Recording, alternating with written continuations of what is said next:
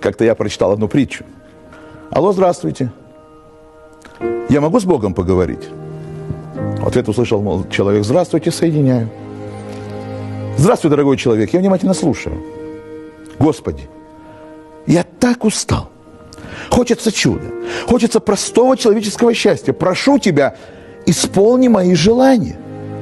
Конечно, дорогой, все, что угодно. Но сначала, говорит Господь, я тебя соединю с отделом уже исполненных желаний. И постарайся понять, какие же ты ошибки допускал в прошлом. Металлический голос трубки: подождите, пожалуйста, сейчас соединим вас с оператором отдела желаний. Жду. Приветствую вас. Что бы вы хотели узнать? Здравствуйте. Меня к вам перенаправил Господь и сказал, что прежде чем просить новые желания, исполнение новых желаний, хорошо бы послушать прежние. Понятно, минуточку. А вот, все ваши желания. Вы слушаете? Да, внимательно. Хорошо. Начинаю с последнего.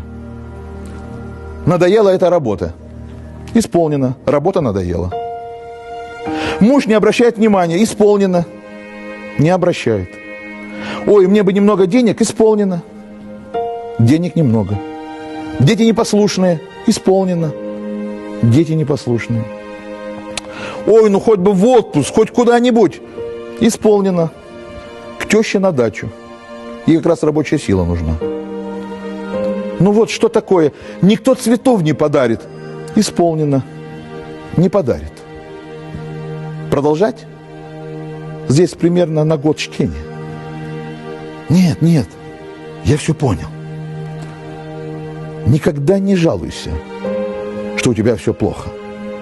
Ты еще не знаешь, что такое плохо или что такое на самом деле плохо. Говори, что у тебя все хорошо. И тогда Бог тебе скажет: эй, дорогой, ты еще не знаешь по-настоящему, что такое хорошо. Держи.